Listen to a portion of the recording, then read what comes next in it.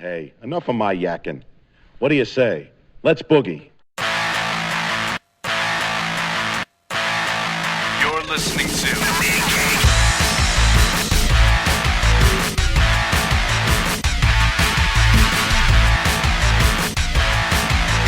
Comics Podcasting on the edge of civility.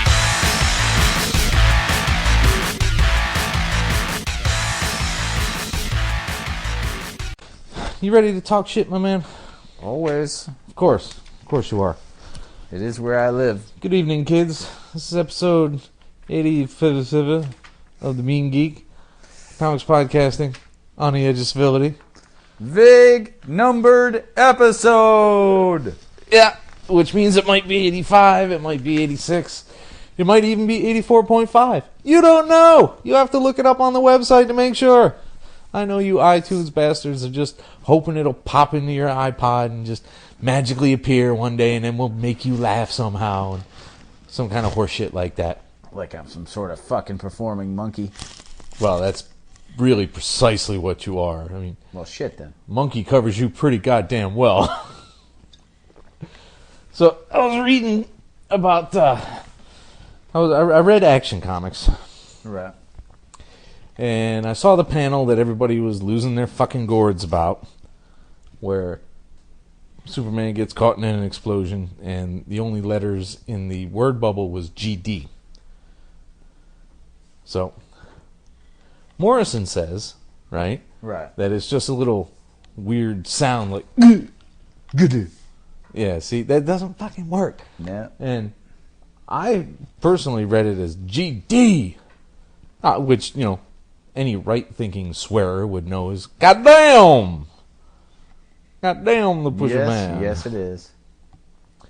But apparently, hemmed in by comics, or, you know, comics on the crossbars of the Confederate flag, or whatever the fuck that place is in Southern Carolina, that wasn't good enough for him, because he's a, you know, lunatic. He took Morrison to task and called him a Scottish schmuck. Now, this asshole gets all kinds of press. I've been calling Morrison a Scottish schmuck for like 5 fucking years. Nobody pays attention I don't to think me. you've ever actually used the phrase Scottish schmuck, though. Scottish bastard? Yeah. You want to go back to the episodes? You've said a lot I'm of sure we horrible, can find horrible something worse things. than schmuck. Oh, no, you've said many, many things much worse, but I don't think you've ever said specifically that. Nobody notices us, No, they do not. which sucks. I'm okay with it. Somebody noticed us because we got a good reaction after, you know, Comic-Con. Didn't that die again, though? No, well, I mean, it reduced by half, but it was so high that even half is higher than we've been. Woohoo. So, if we can maintain with these next couple episodes, please God, make us funny, then we'll be fine. Well, then we're fucked. Why are we fucked? Because I don't feel funny. Oh, you a liar. No, today's going to be very serious. I'm trying to reclaim my journalistic integrity. We're not journalists. Well, then fuck it. All right, good. So, on Friday, Yes. I received a magical package in the mail. Did you? I did, in fact.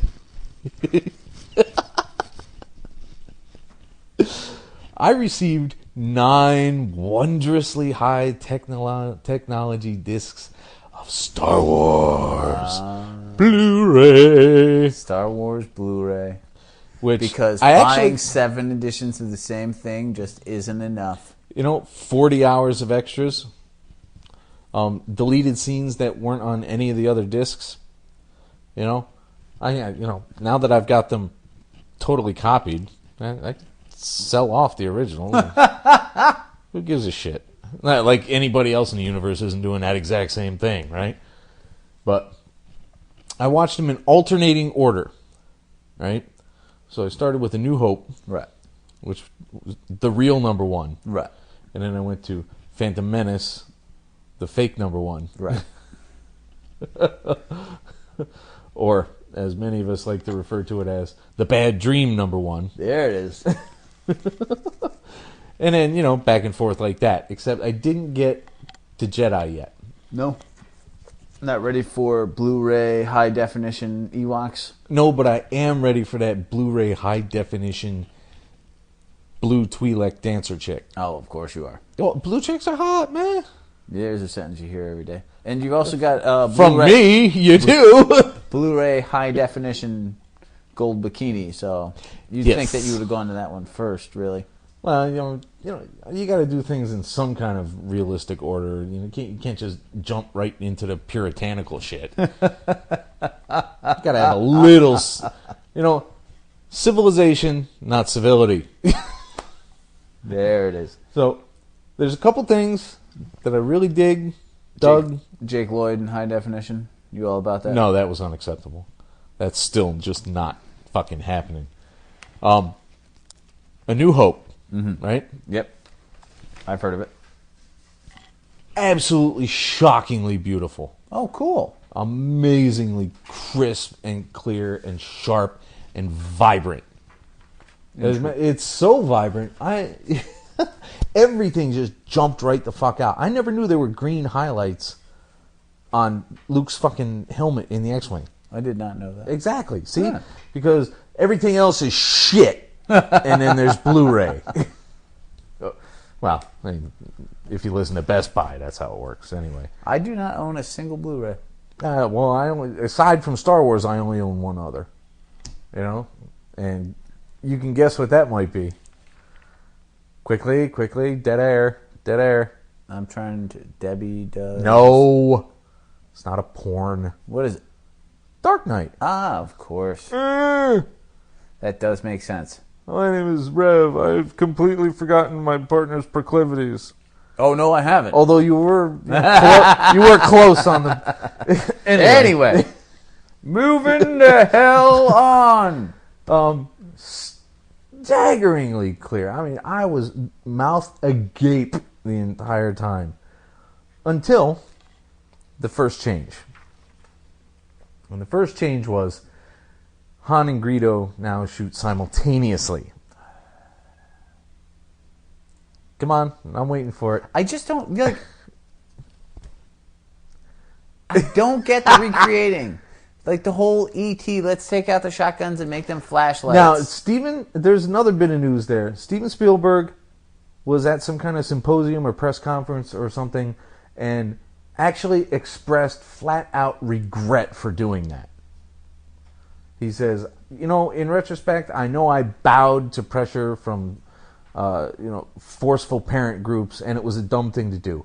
It's my show, and I made it that way, and I should have kept it that way. Okay, I respect that. Yeah, absolutely. And then he asked if people would prefer which one or both on the Blu-ray, and they cheered wildly for both. So he's like, well, that's decided. There you go. Yeah, you know what? That's a nice salvageable way of doing it. Yes, absolutely. Now, And does the long as Blu-ray have the option of the originals? I'm not sure it's released yet. Oh, so you'll have to buy it again? I'm not buying E.T. Oh, you mean No. Star Wars? Yes. No, there are no original versions on the Blu-rays. So even though when DVD finally broke down and gave you the originals without all the changes... Blu-ray does not. There's only so much you can ask for, man. That's it. So there'll be yet another Blu-ray edition with the originals. Maybe. By the time he's ready to do anything else, everything's going to be streaming anyway. Because he didn't think Blu-ray was a viable media to begin with. It was only a lot of pushing that made him put it on there. He was ready to stream it all from Lucasfilm.com. That's insane. Ain't it? So, that looked phenomenal. There's the next thing was things are so clear and sharp and awesome looking that the Han Jabba scene where he's walking over the tail actually looks worse. Yay! The blur effect to get past it is just so crappy. I'm so glad that they were able to make that even more appalling. The lightsabers look a hell of a lot better. No more just randomly missing large chunks of light from them. He did add a lot of flashes to the contact between the blades. Right. That I don't think was quite as pronounced, or it was very different. Where it was a quick, like, I don't know, half a frame, like, flash whiting out the entire screen previously. Now it's these kind of just flares, really. So Intriguing. I'll show it to you. I'll bring you next week. What, you don't want to keep watching the scintillating cinema that you've enjoyed this evening thus far? No, the shite you have presented me thus far makes me want to punch you in the fucking neck. You love zombie movies. We'll get to that in a second. Empire, I didn't notice any significant changes, except everything looked, again, staggeringly, awesomely cool. Very nice. Back to Phantom Menace. They didn't add anything. No? They didn't take away anything. It was Jar Jar Binks was still awesome. He was still there. But again, it was done with... It wasn't recorded digitally, but the cameras were so high quality at the time Right. that it didn't need a lot of cleanup and et cetera, et cetera. So it just looked great. So many things looked so real and so nicely integrated that I was just like... How was the chariot race? The pod race? The Ben-Hur scene was just... I skipped through most of it because it's just a lot of... Like, it's visually, it's a lot that's of a speed highlight. lines. All right. Really? I mean, even when it's clear, a speed line is a speed line. There's nothing you can do. Fair enough. You know, I know it's a race. I don't care. It's a race. And I remember thinking, wow, he absolutely must have a chase in every fucking thing he does. Everything. Well, yeah. God, how many times have you watched a film like this? Would be so much better with a chase scene. It's true. What? No, I've never thought things Everything's like that. better with a chase Not scene. everything, dude. Dude, if Jane Austen had more chase scenes... If Jane Austen had any chase scenes... Exactly. It would not be fucking... What? No! Stop! Pride and chase scenes. Are you done? No. Damn.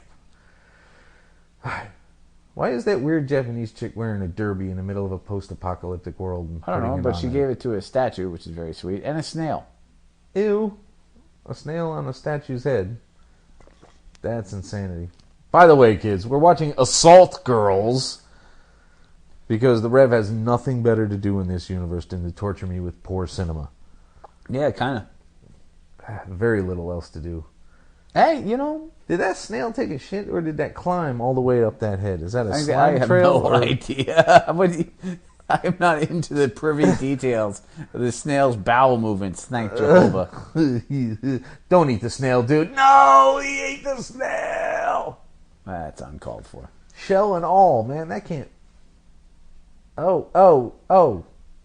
No, he's still holding the show. Oh, disgusting. Where were we? You just said disgusting. Attack of the Clones. Oh, okay.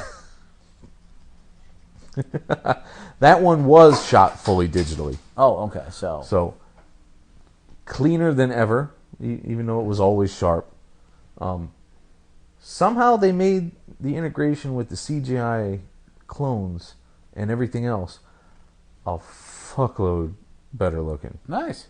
I don't know if it was the limitations of DVD or what, but they always looked like you can push yourself a teeny bit to believe they were part of the world the rest of the actors were in. But now it's, unless you're specifically looking to say, I know that clone trooper is CGI, you're just like, it's a fucking clone trooper. Huh? It was looking pretty fucking good. Excellent. And the Phantom Menace did have one change. Oh, yeah? What's that? They did swap out the puppet Yoda for the CGI Yoda. Ah. And it did look a little better than I anticipated. Well, some of the backgrounds in the newer ones, they looked good, but they did look like they did seem like they were just blocks with bitmaps on them, bump maps, which a couple of our listeners will get, and you're just nodding because you think I'll shut up about it. Yeah. Bitmap. Got it. Totally. Love me some bitmap. Revenge of the Sith looked yet better because they had yet better cameras, and it was all digital again. So I think all they did was really change the bit rate But again, that's stuff you don't give a shit about. Right. Just does it look good? Yeah, that's all I really care great. about. It really does. The lightsabers are just fucking awesome. Nice. That opening scene, that battle over Coruscant. Wowee, dude. Now, in the original ones, Yeah. how does Chewbacca look? He looks like a guy in a fucking fursuit. Really? So it's more suit-like? No, I mean it. Well, We all know I didn't he- know if the increased detail made that look more apparent. No, you just see more individual hairs. It's not. It doesn't make it. Oh, now he looks like a guy in a suit. But he generally always looked like a guy in a suit. You know, he didn't always look like fucking Bigfoot. Right. I am kind of dreading watching Jedi though, because now they got blinking Ewoks. Woohoo. Which is just dumb. I mean, why would you even think to make them blink? Who cares whether they goddamn blink? They're No more one has believable. ever mentioned that the Ewoks, in 30 years of that show being out, I've never heard anyone complain that the Ewoks didn't blink. I say that all the time, actually. You 'cause did not. They're just not realistic without blinking. You've never said that. Yeah, if you want to believe in a If tiny... you've said it, you've never said it to me. If you want to believe in a tiny Stone Age tree-dwelling bear Yeah. that operates rock-based heavy machinery and flies through glider technology, then you need to make them blink. Otherwise, I'm just not going to believe that. You're making that up as you go along. Yeah, totally. No, I don't give a shit if they blink. They're fucking teddy bears with sticks. I know. That's what I'm saying. All right, we give a teddy bear a tomahawk.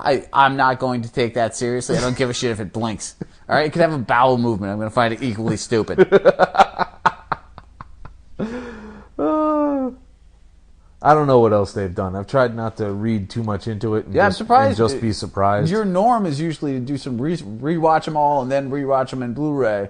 As I've gotten more Old. well, I wasn't. That's part of it.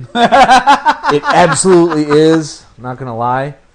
Now that I'm 40, it's one thing to blow time with simply watching them Right. and appreciating them, but I listen to a lot of other podcasts, and they spend way too much fucking time figuring out and theorizing and looking forward and then blowing their own minds with how pissy they are that it was so disappointing because it didn't live up to their artificial expectations that they made up on their own damn selves. So I'm done with that. So cool you're totally movie's going to coming? enjoy... Oh, okay, I'll watch that. That sounds good. If it does sound good, I will watch something. Like so I've the been, idea of a Thing prequel and a Blade Runner sequel seem like a tempting idea to you? Blade Runner sequel, not so much. Thing prequel, maybe. All right, well, you do seem to have kind of embraced No, that. I'll watch them both, and if something stumbles across my field of vision, I'll read it.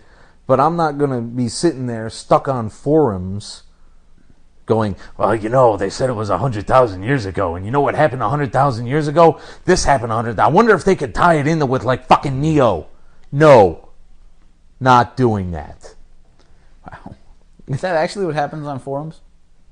Yes, it's totally what happens on Tie forums. things into Neo? People make shit up left and right based on like a quarter sentence of dialogue. Like, yeah, and it was a long time ago. Oh, well, you know what else was a long time ago? And it just makes shit So it's up. like Lost fans. Totally. No, it's been happening long. Lost is just another symptom of it. Okay. That's been happening for a very long time. I don't know. My analysis is usually like, I think that guy will get hit with a laser. And then when he does it, I'm wrong. And that's about it. Yeah, that's You about know? as far as I go. Like, what do you think of the movie? I think that guy's going to get shot. And that's extending to all these new DC books as well. I don't give a shit. Look When- at that segue. Yeah, Oh, wh- so crafty. when I- Professional talking here, people. Right. Okay. I don't know where you got that, but right. whatever the fuck. Wow, right out the bottle. Only way to live. Oh, where was I? Back The me new up here. the new DC 52. Yes. I'm not making shit up. Good for you. I'm doing snap judgments on all of it. Okay. Every last bit of it. What does that mean? It means I don't give a shit about Etrigan, so I'm not buying Demon Knights. It means Frankenstein. Why would I care about Frankenstein? I'm not buying it. Frankenstein? Booster Gold, I like. So JLI gets an initial pass. And I'm not worrying about anything. I'm not theorizing what this hooded girl is in the back panels, because I haven't even seen her myself yet in 7 books I've read, so I don't give a fuck who she is right now. Right. I'm not making forum posts to figure out, well, Back maybe, to the forum maybe thing. maybe she's this universe's harbinger, or maybe even pariah. I don't care. I just want to read a good fucking story and call it even. Maybe it's a combination of the two. It sure could be, but that's as far as I'm going with it. Harbin Raya? No, dummy. Peringer. Haraya. See, but that's pointless. I don't know. Peringer. Peringer is no damn good. Peringer, what's wrong with you? What? Look, let's go on to Future Foundation. How about that? Oh, really? We gotta actually do work. What else you want to talk about? I'm done ranting. It's been 20 fucking minutes. All right, fine. So, You got something you want to say? Say that shit. you look sad. Besides that. Oh, okay, then no. No, that was it. Oh, all right. douche. So, we've got 4, count them, 4 Yes. issues of... 5, 6, 7, and 8. Things are developing, cracking right along. The Council of Reeds is... The dumbest name ever. It is, but they're turning out to be a pretty hardcore opposing force. The Doom, Wizard, Mad Thinker, all those guys joining up with the regular Reed and the rest of the Future Foundation are still kind of at odds, but Valeria's kind of holding them together, and she's not really doing a great job because Uncle Victor is still a douche. No, this is I want the Dan Slott Spider-Man Fantastic Future Foundation. That's what I want. People fighting pirates that are zombies that are actually super criminal. But you said a couple episodes ago you were digging Future Foundation's I like direction. aspects of it, and the thing is, here we've got this Return of Black Bolt, which is this long, drawn-out return of a character I never liked to begin with. Yeah. Now he's got 5 wives, one of whom has a horse head, another one is part lobster. Yeah, where did he get the rest of these inhuman fucking... Well, I mean, apparently they're living up to inhuman, but ick and ew is my major, lobster horse punani is just terrifying. Ew. But that's not our title, by the way. But the fact of the matter is that takes up, his return takes up an issue and a half. That's right, it does. Then they suddenly jump back in. You've got his son teaming up with Spider-Man, trying to fight aliens on the North Pole, to save Santa's workshop with Lee Majors. It's just ridiculous. Wait, Lee Majors? Where did you get Lee Majors out of that? Scrooged. Oh, okay. When Lee Majors saves Yep, Christmas I remember. from gun-wielding terrorists. I know someone who's been a good boy this year, Lee.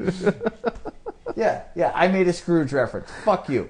Why not? We're getting on close, man. It's almost Halloween. But the fact of the matter is that you've got this ridiculously convoluted... Valeria's locked in her room because she built the foundation of Reeds. Well, what the hell else are you going to do to a kid her age with her talents? She brought 5 supervillains into the home and her mom puts her in her room. What else are you going to do? Stamp her meal card, no dessert? And then her brother cuts through the wall to let him... what the fuck? That was kind of dumb. I mean, you just... Are there no consequences for the Richards children? Oh, my God. And then, of course... This is why timeouts don't work. And then you've got Richard's father, who's a giant pain-in-the-ass character to begin with. Now, is that Nathan or Ethan? Nathan. And let's not forget, yet another version of the Ben Grimm blind girl romance. Johnny would want you to be happy by platonically dating me, the blind girl that he used to go out with. Yes! No, that is a bad development. I'm sorry, Jonathan, but that's just dumb. We were together for a while, and that wasn't Alicia, right? Yep. It was Alicia. Yeah. So Oh. this is the second time that they're trying to get together. And then Reed has to reveal that he built a bridge he was supposed to destroy to tie up with the Legion of Reeds. He just won't stop doing things he's not supposed to do. Well, this is what He won't. This is my major problem. Is that when did Reed Richards become a jackass? He used to not be. Well, he's always been so presumptuous about He his has own. it, though. Yeah, he's always developed shit that, while he sees its application, he doesn't see necessarily its consequences. Yeah, but he was never like a sneaky douche. No, About that part you're right. He's never. Things have come out unintentionally, but he's never. No. Oh, wait. Never mind. I was thinking X-Men versus Fantastic Four with the journal, but that was a ruse by Doom anyway, Yes. so that doesn't count. was a fake 25-year-old reference there, kids. Yes, I am Go look shocked. it up. But you've got this ridiculously convoluted thing happening, and then you have the wizard show up and then get swarmed by cave people. Well, cave people, the mole man, it's all the same. No, I am enjoying that. You love the mole man. Oh, that is not true. But I love classic villains still being pertinent. Yes. And that's the good stuff. You got anything else you want to add to Future Foundation? I love the fact that Doom betrays the group and then gets betrayed by the Thinker and Diablo. That was fun. Getting fucked over by Diablo and the Thinker is probably the most embarrassing thing that can happen It's got to a be. supervillain. Yeah, a monarch of Latveria is not meant to be, shown up by those two. By the way, kids, if you send us an email from the website, you can purchase a U.S. out of Latveria bumper sticker. Which everyone's dying for. $5 plus shipping. PayPal available. Anyway, ready? All right, what do we got next? Unwritten 28 and 29 with the awesome pulp/golden age covers that I'm absolutely digging all to hell.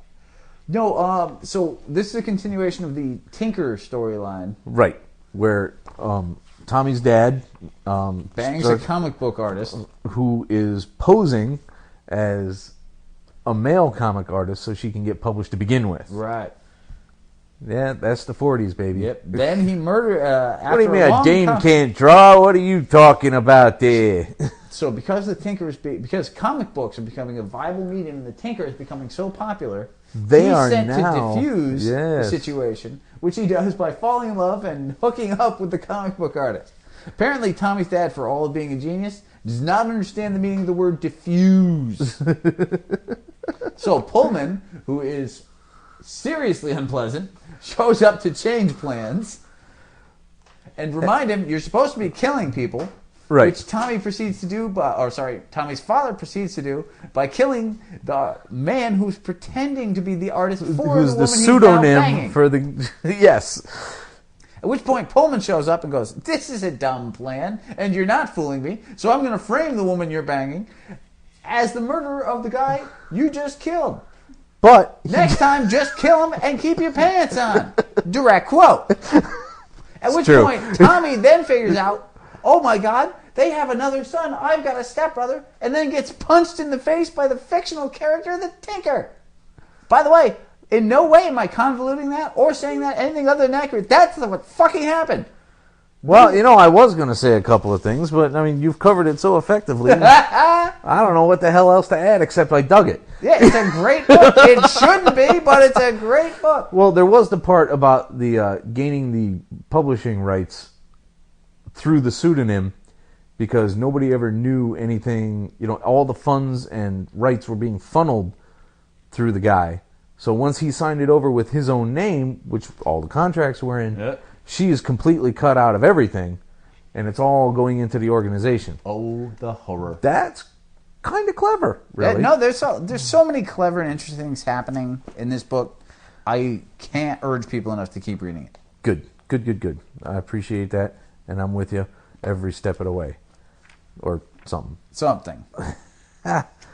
You want to cover the 3,600 fucking Green Lantern books we got here today? Because we didn't record for so long, we have we decided to kind of pile things into groupings. Yes. And today's our Green Lantern. Yes. So, there's Green Lantern 67, which is a conclusion of the War of the Green Lanterns. There's Green Lantern Corps 61, 62, and 63.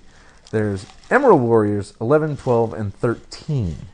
Also, Aftermath, War of the Green Lanterns Aftermath 1 and 2. 1 and 2, which, as I noted to you before we began recording, should really be called Green Lantern Everybody's Fucking Pissy. It really is. Because nobody wants to just like, oh, we had this huge war, and people are dead, and everybody did something they didn't want to do, so we're all going to let it out on everybody else. You killed Mogo, John. You're a fucking earthling. We should fucking kick you out. Blah, blah, blah, blah, blah.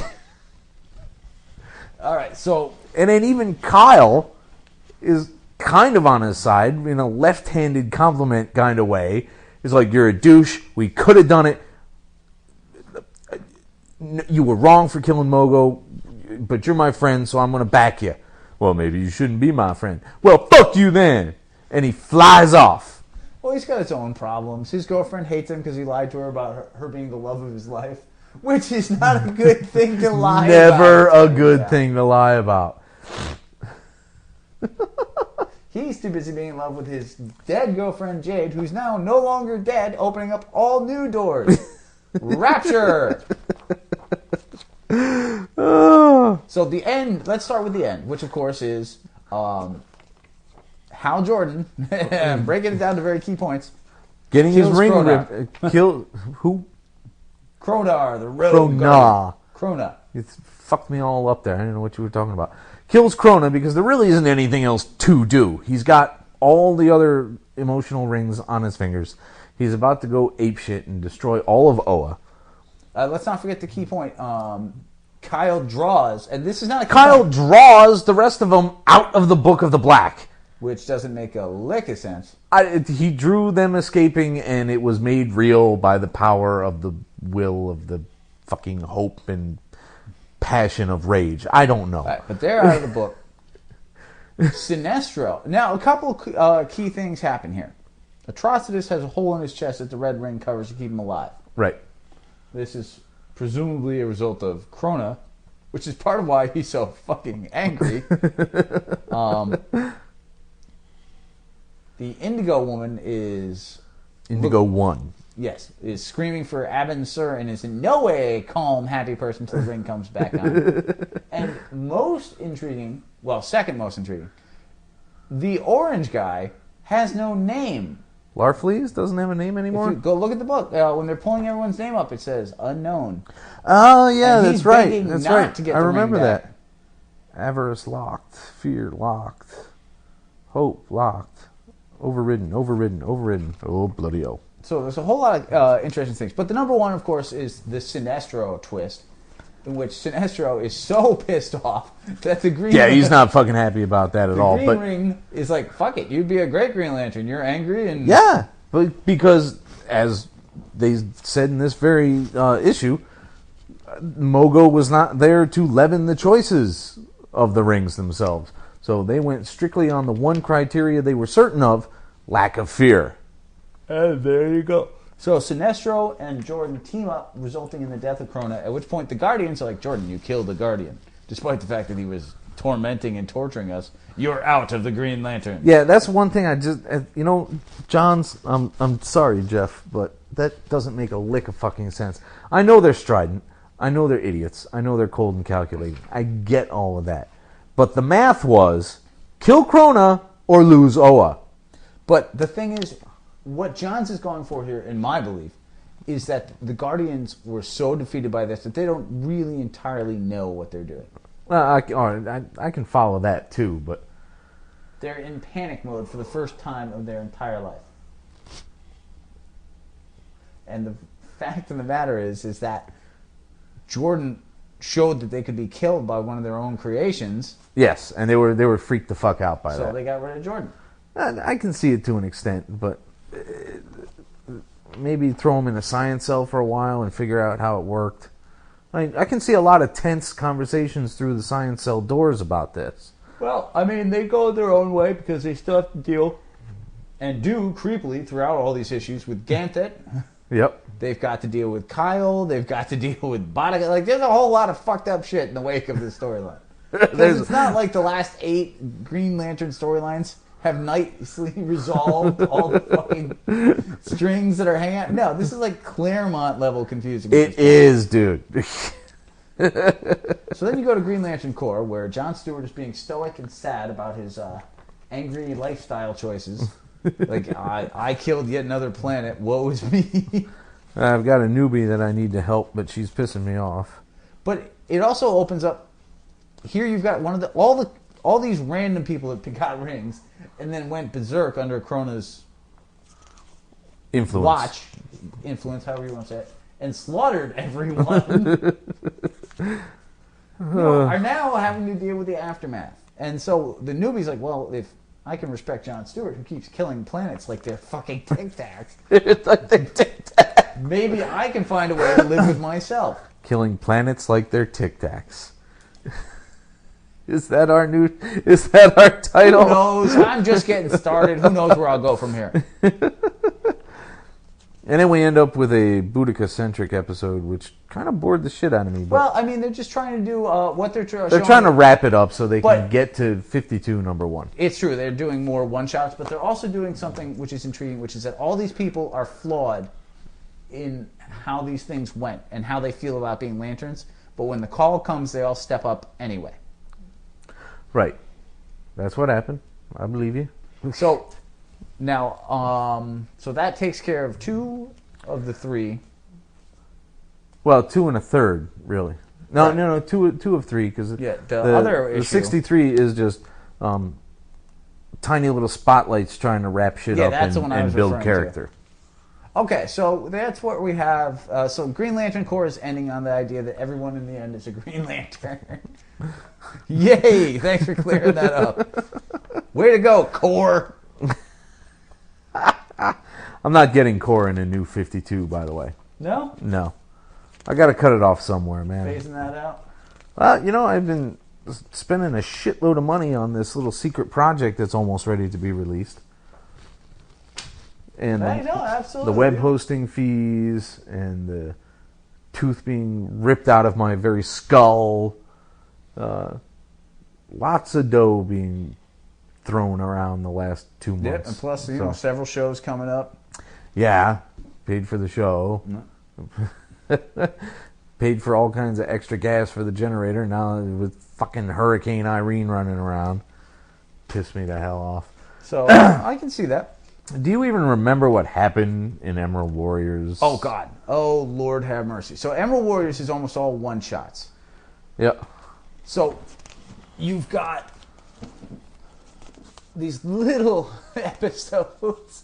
There's one where the first one has Guy Gardner, space cop, Well, yeah, having they're all his ring space taken cops. away by a shape changer who pretends to be a hot diplomat. There's and then nothing wrong with tortures See, him. what did I say? Blue chicks are hot. So what does he do? He teams up with he's killed, but then is saved by someone who's being held hostage, who gets killed anyway. Well, he's a one-off character. I mean, of course he's going to get killed off. But the main focus of this is that Guy Gardner can beat somebody up without the ring. That's where they're going. Well, sure. I mean, as douchey and doofy as Guy Gardner's always been, he is tough. So, but it's a one shot. It's your average one shot storyline. It's entirely filling till they can start over for 52, Right. and it's throwing out, this one moment like I don't need a ring to kick your ass. You shape changing. I douche. want my freaking ring back. Yeah. Who would make a good choice for him in the Green Lantern sequel? Guy Gardner. Yeah. Somebody gruff, but somehow with a rough, There's somebody, gritty charm. It's not perfect, but there's somebody I'd really like to see play him because I think they could get the cocky, it's not angry, but it would be the cocky asshole. Yeah. Brad Pitt. Nathan Fillion. Think about it though. Not if you played it for that more humor, like I'm better than you in every way, even though I'm not. I'm still convinced that I am. Okay. Like, not the blue collar aspect of it. Right, Admittedly. right. All right, I can see that. But I suppose. if you would play it one certain way, he'd nail that. Yes, you're right. You're right. Particularly next to It would Ryan be kinda Reynolds. Like weird that's to the see him in smarmiest a- conversation of all time.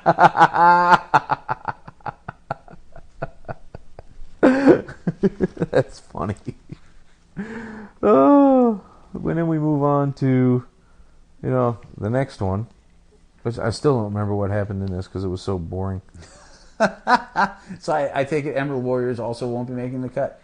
Well, I mean, they're kind of combining Emerald Warriors and Core for the next Core book. So, I mean, this is. I don't think they've announced anything about this going on. Oh, this is the one where okay. This is where he builds his own little dream team to take out the giant black spider that's eating Green Lanterns and keeping them alive so it can feast off their energy. And he manages to... He takes 4 with him, 3 of whom die. Yeah, I mean, where the hell are they getting all these replacement lanterns? Well, there are quite a few areas out there. What is happening in all these things? These fucking sectors must be running amok. But you know what? Because everybody's hanging out The on lantern Oa. with Nobody the- goes back to their own fucking sectors and takes care of business. Well, they can't. They're all dealing with post-traumatic stress. Well, that too. But the lantern that does survive with the giant mustache, Theophilus, awesome. That's just the most ridiculous, awesome-looking thing. It's like if He's like a space great big walrus, with yes. full-time tusks. Oh, too funny. I mean, there's a bit of action and it looks okay, but it's kind of like, bah. We're just wrapping it up. It's another one-shot. Are any of these terrible? No. Although the next one comes pretty close. So that gives us our first opportunity to really use our new rating system. Oh, okay. So, is this a Yay. CBU or a CBU plus? Please explain. Or a CBU minus? These are CBUs. If you like Green Lantern action, they're one-shots. Are they on par with Wounded Wolf or X-Men 205? Justice League Europe 6, the French class? No, it's not a one-shot where it's mind-blowingly awesome. It's just not. But what it is a totally passable, relatively creative, with somewhat flawed one-shot. So, that is the very definition of CBU that I made up this afternoon. Yeah, please define for the... CBU is an acronym, oddly enough, for competent but unremarkable. And that's really what these are. There's nothing... I mean, there are ideas. Some of these authors could go on and do other great things, or they could go... No, it's a one-shot. Now, I like making up my own rating system. Come on! This is a CBU minus. The Green Lantern... This was a minus. The murder mystery on the fucking space station with Batman and the pissy fucking astronaut who didn't get to go light speed. He's actually a League of Assassin. That's right. Yeah, no. Well, why were they hot? Why was But he this even did there? have a one-punch reference for you, so... It did. Now, for those of you who don't know, which is probably everyone, in the early days of the Giffen DeMatteis Justice League, you had Guy Gardner as the uber dick of the heroic universe, and Batman, who didn't care for him, knocking him out with one punch, resulting, after several blatant head wounds in the same issue, in a concussion resulting in the world's nicest Guy Gardner. Now, this would later be followed up, much, much later, in Jeff Johns' return to Hal Jordan, when Jordan knocked out Batman with one punch. Which then gets carried over now. Some comics are so amazingly fun, I'm telling you. But, the random dilution results in... Yeah, it does get a little far at some point. I think they should lay off the one-punch references for a couple of years. Well, we've only had 3 in 20 years, so I suppose. And that's where they should leave it, man. Call it even. 20, 15 years? How long has it been since Since which? Justice League, the first one apparent? The first one, that was like 88, dude. So roughly 20 years. 23. Yeah. All right, so only 3 times. Let's take a big gear switch, huh? Yeah, what do we got? Kick-Ass 2. Oh, that is a big gear switch. Number 3. Millar is getting more and more batshit all the time. We open up with a dog gnawing on a guy's genitals. Well, we did end with that on the last issue, to be fair. It's not like it was suddenly Well, unexpected. they could have skipped it. He doesn't skip. They could have just gone, take it as read. Millar does not self-edit. No, he really doesn't. We find out that this is all in the service of freeing Korean sex slaves. Yeah. Because that's what superheroes do in this universe. Since there really aren't any greater dangers than drug dealers. Or so we thought. I'm getting there. There really aren't many greater dangers than bullies and drug dealers and, sex trade pimp worker people. The garden variety douchebags we deal with every day to varying degrees. Now we have several developments. We have a sycophant who wants to be so much kick-ass that he can't make up his own name that doesn't have kick and ass in it. Ass kicker. Dr. Kick-Ass. Kick-Ass Man. Terrible. All gems, one and all. And he's wearing a studded gimp mask. So that's not natural. With a belly shirt, if I recall. Yeah, that was totally unnatural. And they go on, and what's his old boy's dad, Kick-Ass's dad, finds his costume. Yep. And he's like, what kind of perverted shit you into, son? No, it's superheroes. Hopefully he doesn't sound like that. He well may, but hopefully not. We go help people. You're crazy, son. You shouldn't be hanging around with these people. Fuck you, Dad. It's cool. And he wanders out the house, much like any other pissy fucking father-son argument ever. Well, I mean, this is what Millar does, is he takes the real world and the super real world and intersperses in ways that a lot of people don't. Like, yeah, you've always had, superheroes and parents and dealing with that, but you haven't had a whole lot of parents finding the costume going, oh my God, I've got a sexual deviant. True.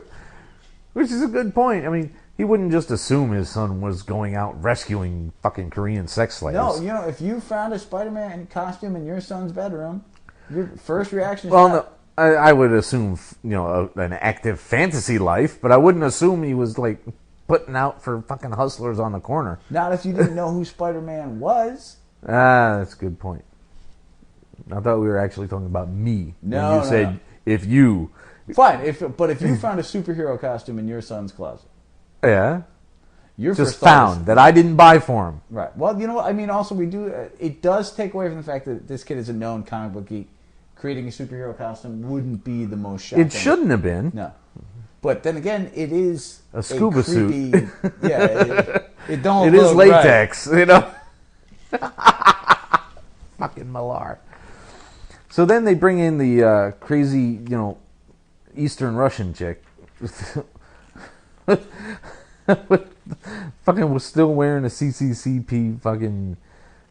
What the hell is that anyway? I mean, what do you call that thing? It's like sport bra. Yeah, it's somewhere between a sport bra and a sport She's tank. a scary, scary, scary bitch. Well, she's a super villain, and she looks. You know what she reminds me of? She reminds me of that crazy Ennis bitch in Punisher, man. Which one? Crap. What storyline? That was the one where they dug up his family's remains and pissed on him and published it on the news. Oh, okay, yep. No, she actually, if you really think about it, and I can't believe we're debating who this chick looks more like. It looks like Frank Miller's Ronin, the gang girl leader. I'm ashamed to say it's been so long since I read that I don't remember. So I have to take your word on that one. But it also looks like every other Ramita scary woman. Well, yeah, that too. And most every villain he drew for Daredevil back in the day. Pretty much, yeah. Now, I don't know how well this guy would have done for himself if he had actually bothered ever loading his gun. Admittedly, a big flaw in the heroic plan, but let's face it, he's also a hero. He's not supposed to have a loaded fucking gun. Well, Captain America had a loaded fucking gun. Only in World War II. That's not the well, same that's a damn start. thing. Yes, I'll pause so you can pee now. Stop that. Now that you've evacuated. Fuck and off in equal measure. Yeah, he probably wouldn't have done very well for himself, especially since she just opens up on him without any kind of preamble, whatever. Shoots him in the spine, Barbara Gordon style. That is, when you're a villain, you have so many more options. You do, especially in fucking Millar books. We don't even have our own internal supervillain rules. What the fuck, man? I'm sorry. Now, is Superior ever coming back with the evil communist space monkey? It might be done by now. It might not. Cabo, who doesn't listen anyway, so I'm going to blast him right now, has been doing such a poor job hooking us up with books that I kind of want to slap him a little bit. Really? Yeah. He lost his own keys last week. So instead of saying, why don't you hook me up with some keys? Because I got a set of keys, motherfucker? He just says, nah, shop ain't open today. Well, he's probably frustrated. He might be. Anyway, so they finish killing the guy, and they want to make such a horrifying statement that Red Mist is so hardcore that they actually kill the dog, decapitate both the man and the dog, and swap heads with him. Well, that does make a statement. But he's no longer Red Mist. He's changed Red his Mist name. is dead. Long spiritually speaking. The motherfucker. Which is, Mark, that's what you got? The motherfucker? Yeah, but in real life, if you were a comic book nerd douchebag with a ton of money and an urge to be a supervillain, just because you are a motherfucker. You might think that that's a good name. Think about it. You've got an obscenity in your name. No one else has ever done that. Well, yeah, there's that. I mean, how does the owl compare to the motherfucker? Well, that's a very good point. Superior is at very least up to issue 6, as we see in... double shipping in October, 5 and 6. So, all right. So it's not Kurt. It's actually somebody on Did we ever get number 4? I think so. It's been like 3 months. You're going to have to go back so and it might be them. Yeah, you're right. It might be them. Now, the whole time, old Kick-Ass there has been trying... Because I can't remember his civilian name. Old Kick-Ass there has been trying to re-recruit Mindy to go out kicking ass. No, can't skip that. And she has no interest. She said, no, I have school now. I'm 6. I want to be a real person. And there's 3-4 pages where he tries to convince her and gives up. And then they go back to the plot of the guy getting shot in the spine. And finally, she sees this on the news. And we see that very telling expression with the face tilted down and the half in shadow that Hit Girl is coming back. Yeah, it's a given. So, as crazy as it's getting, I still do dig it, but I don't know how long I can live way up on the top like that. Well, he is way the fuck over. I mean, here's the top, right? Right. And here's where the average Millar book is. There's no average Millar book. And way up near the ceiling. So not all of them. Superior isn't there yet. Yeah, well, all right, Superior, it is in a very different kind of way, but it's still incredibly over the top. Wanted, it was even more so. Wanted was pretty bad.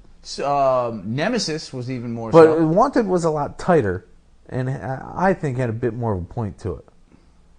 Yeah, but you read that in one fell swoop. When you come back and read this as a whole, you may feel differently, first off. And this is a sequel. Yeah. But Nemesis was even more over the top than anything Kick-Ass 2 has done. Yeah, we'll see. So I got the Last Action comics, so I can say I got the Last Action comics. Okay, I wondered about that because I didn't understand a goddamn thing. No, there wasn't a thing to understand. There's been a war of Doomsdays where suddenly Doomsday has developed some kind of intelligence influenced by Brainiac. And Luthor. And Luthor, of course. You can't have one. And then there's a team of You Doomsdays. can't have one without the other. Or some shit like that. Yeah, I know I can't sing. I don't give a shit. Don't shake your head at me. Colonel Girlfriend is causing trouble. When did she get to be general? Never. Yeah. You got to stop somewhere. Well, Congress. You need an act of Congress to be a general, actually. So, I guess this was a decent ending for 904 issues of continual publication, but I mean, it was just a big fight and then a bunch of talk. What I really liked about this was I didn't give two craps about the Doomsday storyline because I hadn't read any of it. Right. I don't know why there were multiple Doomsday. I'm not sure why the Eradicator is a Doomsday who kills himself to save Superman. I thought they finished off the Eradicator in you Infinite can't finish Crisis. him off. The Eradicator is un-eradicatable. And yeah, I went there. Doof. There's your title. Try typing that out without getting mad. Eradicated. I'm not. What did you even say just then? The Eradicator is un-eradicatable. Ba-doom. Skadoosh. Anyway. What? It's from one of Colonel Girlfriend's TV shows. It was, but anyway, the conversation with Superman and Lois Lane at the end. Right, where she's she like, talks "You're about- such a wonderful human being, even though you're an alien." Right, and then he even talked about how I was wandering America to try and learn that, and she's like, "Imagine it was here the whole time." That was awesome. Yeah, that was a little jab, and I did appreciate that. That wasn't even necessarily like that was just. Oh, that was a ends. jab. Well, probably yes, but it was also it resolved everything, and that's what you want in a Superman book. So those little moments. Yes. So that was really excellent, and it almost made up for trying to That's figure what out what's Superman going is on awesome with for. 14 Doomsdays and Techno Luthor see-through images and crap that I didn't fucking. Well, that's just a hologram. I mean, whatever. It was just. There's nothing interesting I about was that. so far behind. I wanted to punch you, dude, because I didn't have I only got this because it's the last issue. I just got. How am I supposed to differentiate anything? You take everything as it stands, man. Yeah, everything on its not own everything works merits. that way. So we're gonna end. What do we have? Oh no, we got stuff left. No, we have. We should have an American Vampire, and then we end with our first thoughts on the 52s, right? Superman, Batman. Okay. Which made no sense. I'm glad it's over. I don't have to buy it anymore. Really? No sense of misplaced loyalty. I thought you enjoyed that book.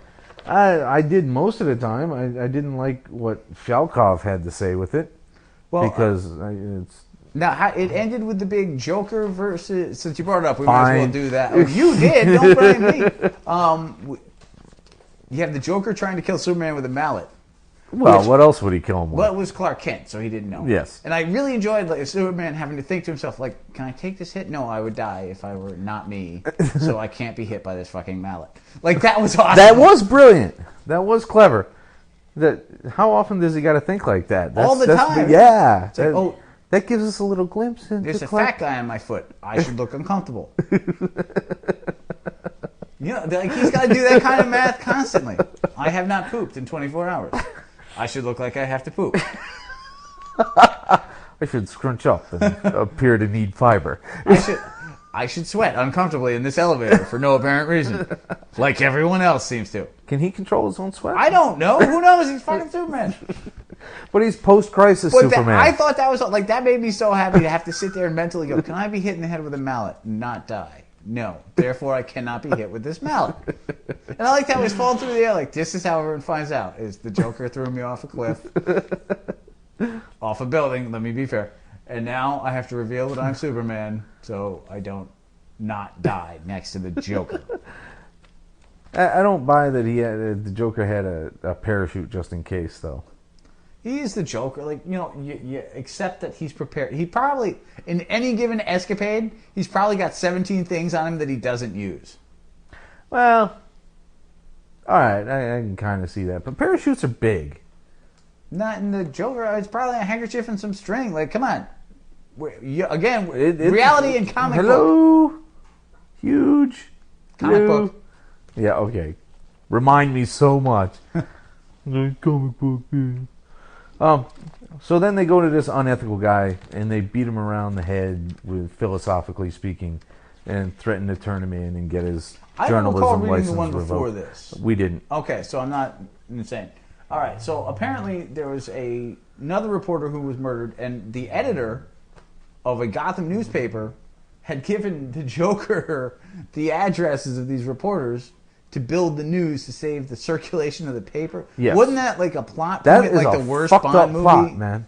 It was. It was like the Tomorrow world is not Never enough. Dies. No, Tomorrow Never Dies. World is not enough had the guy with the sub. Ah, yes. Denise Richards is Dr. Christmas Jones. Yeah, like we believe Denise Richards is a fucking atomic physicist. I mean, come on. She was in she was in Starship Troopers. How bright could she be? Hey, it did result in the brilliant Bond line, Christmas came early. Swear to God. Swear. Twice. I just got schooled on Bond knowledge by Colonel Girlfriend. I have to go hang myself. I can have your shit, right? Yeah. All right. So that brings us to American Vampire, Survival of the Fittest, number 3 of 5, where the plot thickens and they realize just how far the rabbit hole goes, or the vampire fucking crevice. Cavern, whatever you want to call it. Works better. Crevice Cavern, is fine. yes. Mm-hmm. And it's crevasse. Only if you're a jackass. Anyway. So it's a lot of exposition. It's a lot of talky about not how too much going on in this wonderfully, book. incredibly brilliant it is to have different species of vampire for different military purposes, and they're all vulnerable to one thing or another, but they can go out in the day, all kinds of craziness. So they're trying to figure out the formula from the doctor and get it from him and stop this whole massacre mess. And he whips out a very Von Helsing-like weapon, which I was kind of disappointed in. I didn't need to see, a UV light ray capable of destroying entire populations of vampires in 1944. I did like how they're like literally torching vampires in front of him. Hey, look at this one. This one's a Romanian one, and this one's from the Carpathians of Bulgaria on the western slopes. Notice how his skin bubbles, unlike the previous vampire. You'd think the vampires in the audience would be more annoyed than thrilled with this turn of events. But apparently they're very much infighting between the breeds. I mean, how else would they tolerate it? I don't know. Not too much as much as I'm They're enjoying American Vampire. It's like me and Southerners. Yeah, no, it isn't. But as much as I enjoy American Vampire, this isn't doing a ton for me at this point. Like it's not over yet, and I certainly wouldn't not finish it. Right. But it hasn't. Like I was like, ooh, Nazi vampires! I'm totally in. Can't wait. And it started off with, you got the guy with the creepy vampire kid in the cage under the stairs. And then they go find the oldest vampires on the planet and go to wake them up to fight the battalions of other vampires. That seems like an intently stupid plan. Well, obviously they're going to convince them with the sincerity of their mission. No, it just seems like if you don't like vampires, getting older and more powerful vampires to eat the current ones? Yes, that's a bad dumb idea. plan. It's a terrible idea. It's like, oh my god, we've got mice. Let's get vultures. No, I will not be infested with vultures because you're a jackass. Eventually they will turn. And even if they don't, like suddenly I'm surrounded by vultures, like it's an awful plan. All right, where do you want to start with the initial 252 here? There are 3. No, they're not. Oh, Men of War. We're not talking about that one. It sucks so bad. Men of War is the current Sergeant Rock or Corporal Rock. Corporal Rock, whose writer does not understand the military promotional structure.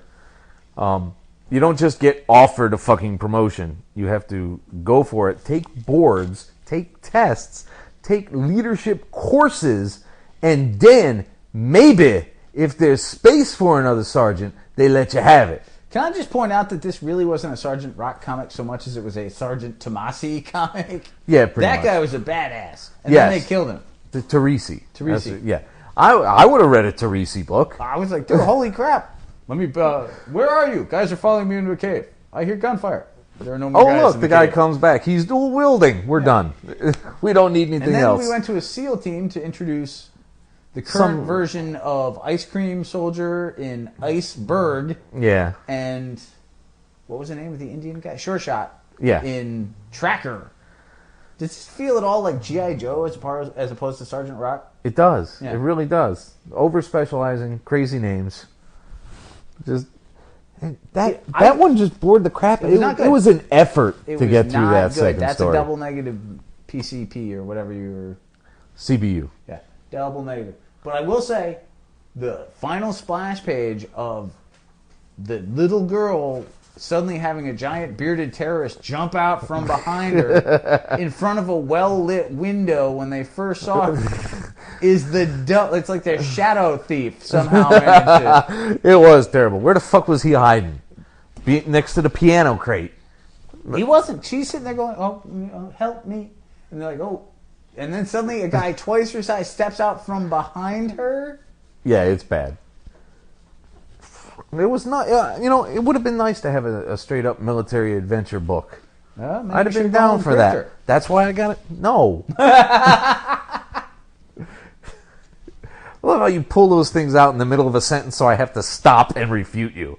You know what? That was not good. You do that to me all the time. Yes, I do. It's not accidental. Nuthatch. Oh, you think? No, I know. Green Lantern #1, volume fucking 5. Is it really volume 5? It's volume 5. Yeah, but now you can tell everybody you own Green Lantern #1. I could have told them that for $20. I didn't need this. But we've got Sinestro, who really doesn't want to be a Green Lantern. It picks up right where it left off. I mean, there are no changes between the story. I am not following where this continuity is going, even with as little as we had. I get that Justice League is 5 years before what everyone else will be as current. I get that. Justice League is just a big flashback.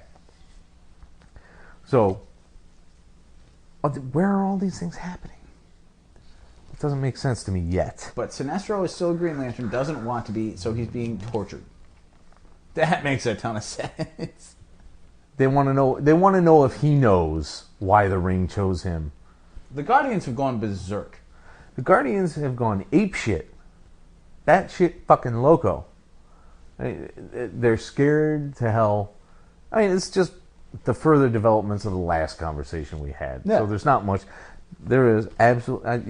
I'm reading. What? I'm reading these things, Yeah. and the Batgirl and the Batwoman and the detective, and what else did I get? Justice League International. Justice League International, and that should have been it for now, right? I believe that was all you got. Well, cut You out changed the your mind dead on Green air. Arrow after Action. Action. I gotta tell you, I'm probably gonna get slapped or looked at badly for this, but this is the phrase that popped into my head as I was falling asleep last night. I'm going to use it anyway. Yeah. This is a feminine and hygiene commercial to me. Not so fresh feeling. Oh, Lord. See, I knew. What did I say? Why? Why? Because we're poor. That's right. All right, so we do things poorly. You're the fucking funny one. it's such a pressure. Live up to the pressure, damn you. Do something. Become wrath. So tell me what's in the book. it's a head. All right. But now, the main thing with this book, and I actually kind of like one thing they did here. Like, Johns is still a phenomenal Green Lantern writer. Yeah. He really is. The Green Lantern, the original miniseries where he brought Hal Jordan back was amazing. Most of what he's done throughout Green Lantern has been very impressive. And what he does here is he's turning Hal Jordan into and this is the great thing about Hal Jordan. His life blows. It always has. Once people started looking at him as... But now he's got to face it because he doesn't have the ring anymore. But even back, like in the 70s, every other hero could manage a life like it was challenging. Peter Parker couldn't get laid, but he was never living out of a cardboard box. Which Hal is about to do. Hal Jordan was driving a truck with a space snail plant thing on his shoulder called Itty. Like, Hal Jordan has never mastered anything other than punching someone with a giant green boxing glove. And he makes more interesting constructs he now. goes to dinner with a beautiful woman who loves him and is rich, and he asks her to co-sign his car loan. That was a bad move. He should have at least waited till like the moonlit walk on the beach or Post-coitus. something. You said that. The man is he's a Get congenital her in the glow, jackass. then ask. He can't even No. fly a plane because no one will insure him because everything blows up because he keeps running on space missions. He keeps running on space missions, and he's a little too crazy for his own good behind the stick. Nothing new there. No, you know, Absolutely, literally nothing new there. but because honestly, it felt like a continuation of the other one, not so much a restart. Now, Right. Justice League, on the other hand, Justice League, entirely felt like a restart. it did. It did feel like we are starting from relatively zero. Apparently, no heroes have been around for ever. than 5 There's years, never been one. Well, at this point, this is already a flashback. So this is the flashback to the dawn of superhumans. Oh, for God's sake. What? It's the first book of the restart, and it opens to a flashback. Yes. You don't see a problem with that I at do. all. I have not gotten to that part yet. I see huge problems with that. I think it's incredibly dumb. But, you know, they could have just told a couple of panels here and there and made it all integral. But if they were going to... I don't even know how to phrase the sentence that vents my frustration properly. Well, the thing is, if you take the revamp aspect out, this is a fun story with great art. Yeah. It starts with a huge flaw, which is that Batman and a space alien are on in the same fucking opening, and that never works. Well, that's a parademon, actually. That's a redesigned parademon. Oh, sweet. Either way, Batman and space aliens, outside of some truly horrific Brave and the Bolds, has never really been... No, since the 50s, it's not been a good idea. But you have to be honest. There's good writing and great art in this book. Yeah. It's just the concept that I'm not caring for. I'm still trying to wrap my head around, Batman is definitely Batman in here. But He really when is. Green Lantern's like, do you have super strength? No. You fly? No. You're Are just you a guy in a bat suit? That was awesome. That was good. I liked reading that. But, he can't be that fucking shocked, can he? I guess he can, because he's one of the first himself, so he's all discovering this at the same time we are. You assume anybody... And all the other heroes are discovering it at the same time as well. You assume if anybody's going to go into comic bookdom superhero... It's going to be Green Lantern. No, He's you been assume to it's space. they can. It's not because they just felt like putting a suit on and running out and punching guys. You're like, oh, you're invulnerable, right? No, you shit laser. I don't know, but, Shit laser. you must have an ability other than I can afford a bat suit. Like, that seems like a bad plan. And it takes a guy like Green Lantern who's got all the tact of a friggin' Mongol horde on a 3-day school trip to go, a frickin' bat suit? Are you kidding? Yeah, but then he proves his skill when taking a ring away and saying, "Oh, I guess He you doesn't weren't really prove his skill. concentrating." Like, he just proves he's a great sneak thief. That's not... That just proves that Green Lantern's a dill hole. Well, he noticed that, his observational skills provided him enough leeway to get the weapon away from him. And if he can do it to the most powerful weapon in the universe, Well, obviously, A, you're pro Batman, and B... Well, sure. But let's really, really look at this. If your big draw to superherodom is your observational skills, no one is clamoring for Super Observer Well, yeah. any more than they want to see Peringer on a regular basis. There's no Peringer. The birth of Peringer. Doofus. No, stop. Right there. Yeah, you made me totally lose track again. Oh, I'm sorry. I was supposed to do that mid-sentence to really piss you off. Yes. Yeah. Now, where were we? I was talking about the birth of Peringer. Yes, they drop off a mother box in the sewer. Okay. Is that what that was? An alien computer All right. set down by a parademon. You gotta remember, I had no idea Now, that was a parademon. they renamed Darkseid. Did you notice that? No. It was SIDE this time. Or was it? Let me re-look at that. Maybe that was just they misspelled. Maybe that was Hal being a doofus. Because no, they spelled it correctly. Really? Is that a band? Some alien creature is going to die for a band? Really, Hal? Is that your attempt at humor? Is Hal that lame? Is that how Hal is supposed to be now? He's Green Arrow's sidekick. He's used Not to yet, he ain't! Oh no, they totally killed him. Yeah! Wow, I hate this now. I made all those arguments, and I do understand why they're doing it, but it it's no so longer frustrating. counts. None of that counts anymore. Everything's slightly off kilter and confusing. Unless, of course, in issue 24, we get all the way back 2.5 years from this book, but still 2.5 years from Green Lantern #1, where he would have had time to team up with Green Arrow again. That's fucking lame.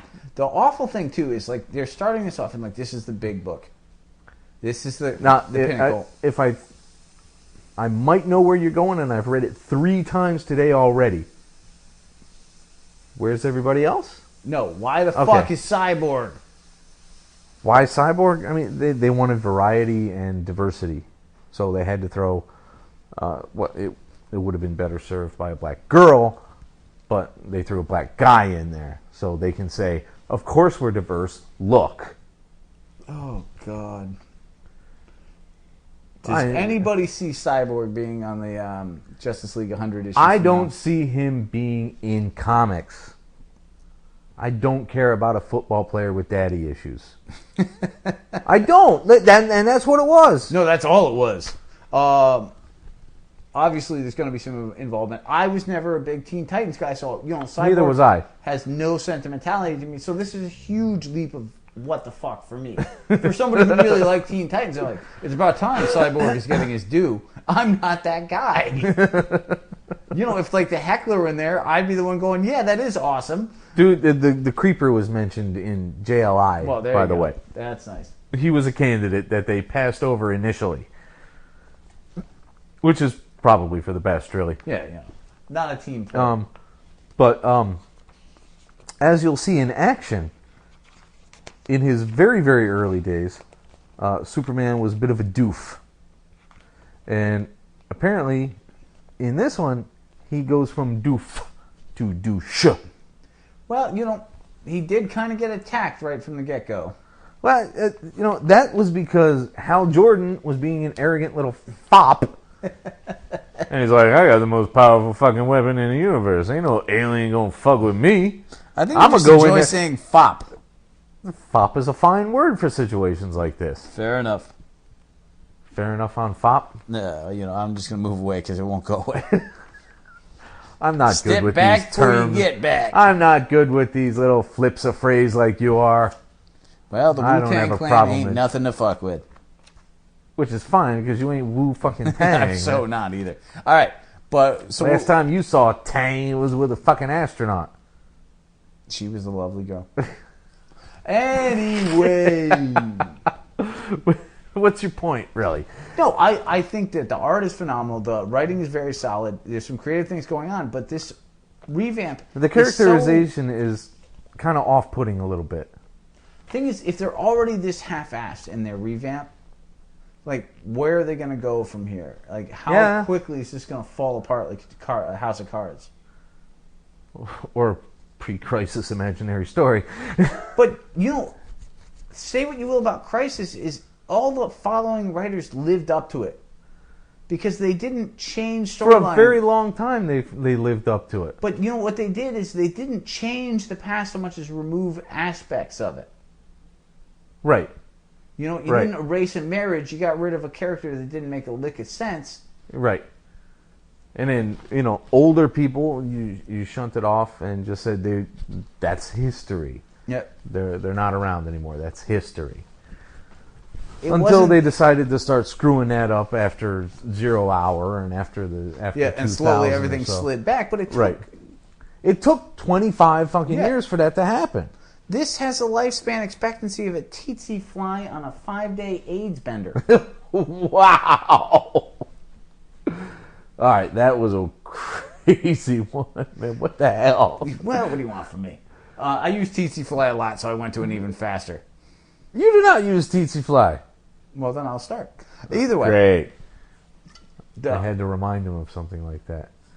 It's got no legs. You know what I mean? Like, I don't have faith for this to keep rolling out. Well, I was listening to a few other things, and people are starting to develop pools about how long Jim is going to keep drawing this fucking thing. Real? Well, I mean, what's Jim Lee's record since X-Men?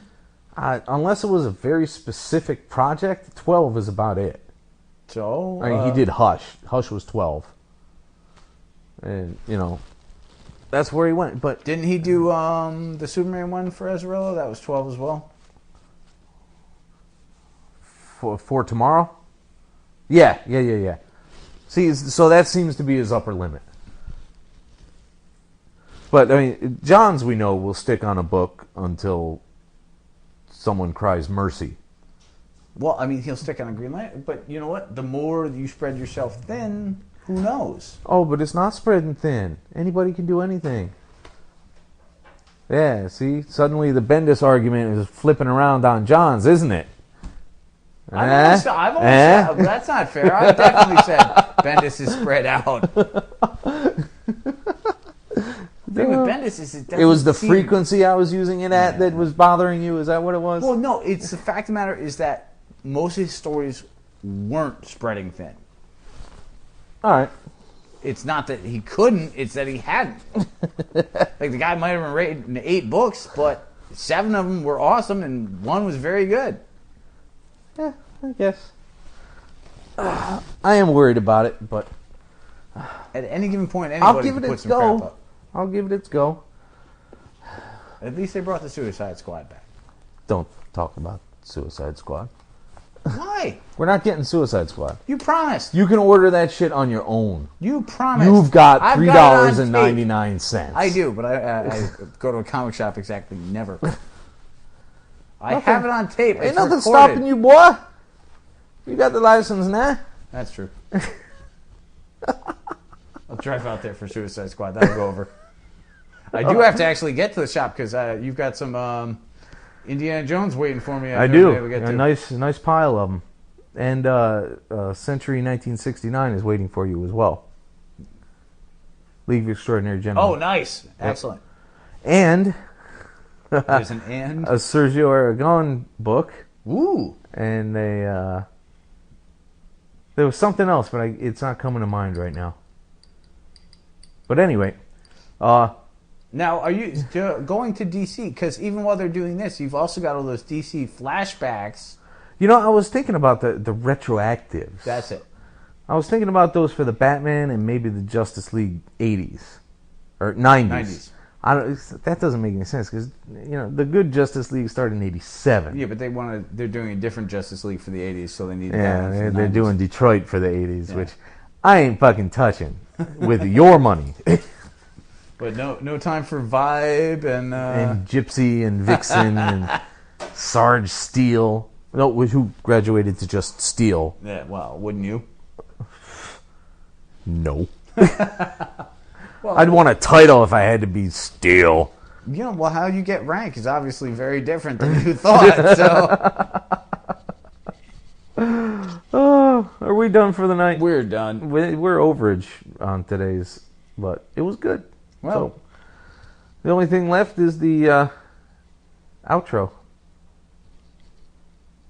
Good night, kids. Oh, bless you, fuckers. Doof. I just set up yours, baby. The Mean Geek is recorded live at the Reverend Mad Duck's apartment whenever the hell we can get to it. You can find us on iTunes, Podcast Alley, Facebook, Comic Space, our own site, www.themeangeek.com. Subscribe to us through RSS, and most importantly, find us as a proud member on the Comics Podcast Network. Contact us directly through email at themeanergeek@gmail.com.